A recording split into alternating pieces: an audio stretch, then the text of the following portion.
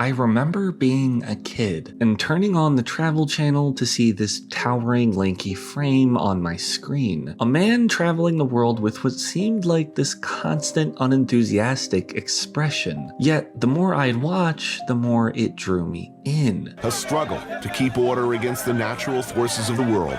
The strong against the weak. In the real world, outside of the commercial in our heads, people get whacked with a belt. See, these shows weren't what I was used to. I did not give Food Network the show they wanted. Typically, there's this overly expressive enthusiasm and constant positive outlook. Their greatest fear is that they will not be in the television industry next year. That they'll say something or do something or make a decision that will be so unpopular that they will lose their gig. I don't have that fear. Travel is almost never a perpetual highlight reel. There's a lot of mundane boredom, a lot of grueling effort in between the beautiful moments. What's your...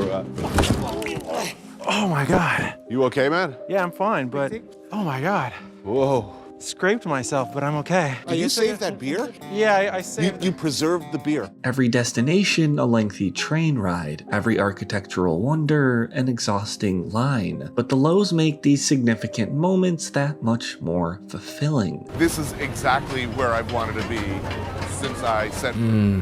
Street food, beautiful. Night market. There's at times a lot of uncertainty, which seems to be the theme behind titles like Parts Unknown and No Reservations. See, the appeal of Anthony Bourdain and these shows is that they weren't nearly as polished.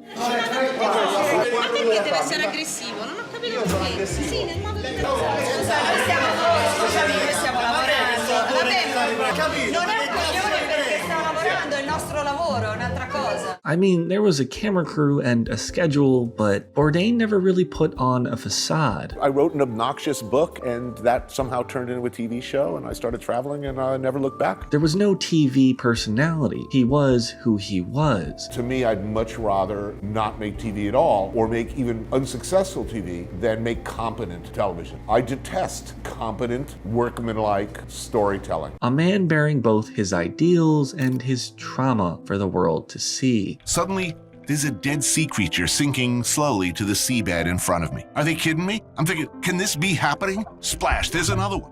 Another rigor mortis, half-frozen freaking octopus. Splash, splash. You know, that dead octopus started hitting the water around me. My sense of rage and self-disgust. And I'm not going to say I had a mental or nervous breakdown, but I came close. It was a dark place, very dark, low moment.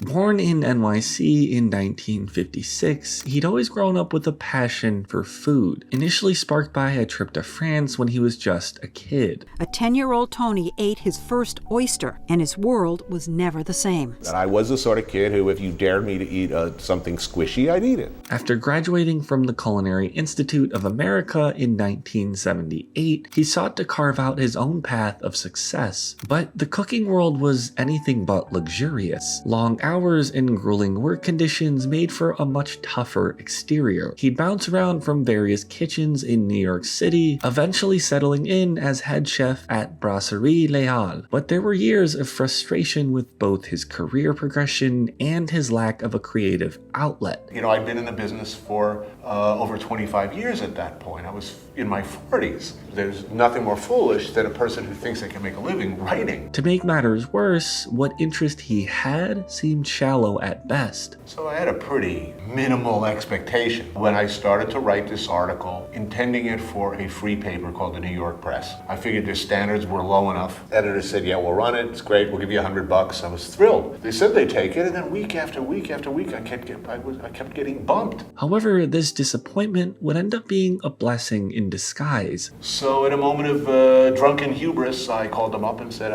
screw you, I'm taking the article back, and I sent it to the New Yorker unsolicited. Weeks later, I get a call in the kitchen. It's David Remnick, and it says he's going to print the article. 2 days after it came out, it was a news story. I was in a cranky mood after my last restaurant closed and felt no reason not to tell the truth about a business I both love and have mixed emotions about. His frustration with these unethical restaurant practices would not only help him generate intense public interest, but also led him to develop the image of a culinary bad boy. With this article now turned into a New York Times bestseller, he was generating quite the commercial buzz. This book that you did, Kitchen Confidential, big bestseller. It made a big splash because you revealed a lot of things about restaurants. You told people don't buy fish in a restaurant on a Monday because that fish has been sitting around for a while. You don't want to be eating mussels. Since the book came out, it's been nothing but free liquor and free food since that time. Chefs kind of dig the book. See, Bourdain wasn't like the typical chefs you'd see on TV. He was bluntly transparent and completely unfiltered. The average person when they go out to dinner eats about a quarter stick of butter and doesn't know it. By the time you leave the restaurant,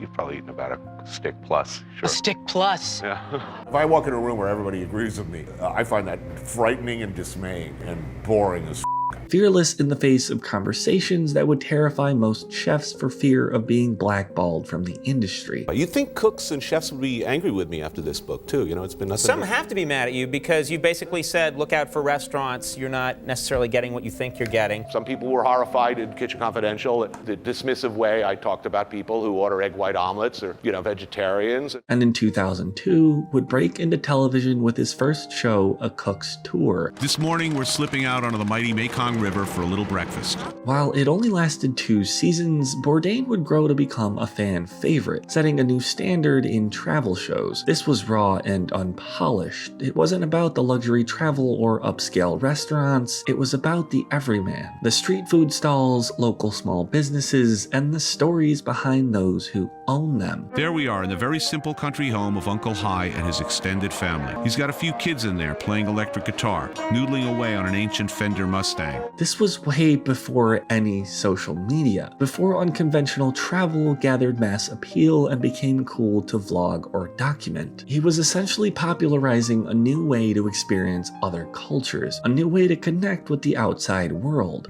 be open to experience, be willing to try new things, don't have a rigid plan, don't be afraid to wander, don't be afraid to eat a bad meal. If you don't risk the bad meal, you'll never get the magical one. But while A Cook's Tour certainly did well to showcase his charm and sarcasm, it was more so focused on the food. He was also still pretty new to the whole hosting thing, still in the process of developing his voice. It wasn't until the premiere of No Reservations in 2005 when we'd really see this career start to thrive. This show, I guess you've been doing it for about 5 years in one form or another, where you travel around the world to exotic places and you sample the food, the cuisine, and the life of these areas. This time, it was less about the food and more about the culture surrounding it, with a higher production value and deeper cinematic visuals. Bright pastel-colored houses so the fishermen could see them back in the day when returning from sea. It fearlessly dove into complex issues surrounding both a country's politics and their society as a whole. One plate of food would be a good day for any of them. And here, I'm painfully aware, I'm eating 3. Food was still a core part, sure. I knew next to nothing about Sri Lankan food before I came. But the monologues became more about the human condition and experience of the trip itself. So when I heard she died, I was determined to at very least say a few things left sadly unsaid. This was also the focus in Parts Unknown, a man eager to share his insight with the world, within places that were rarely ever explored by Western audiences. This is what you want. This is what you need. This is the path to true happiness and wisdom. Bourdain's background as a writer would not only help him connect with these audiences, but do so in a way that was almost poetic. I discovered the glories of the Waffle House. Marvelous.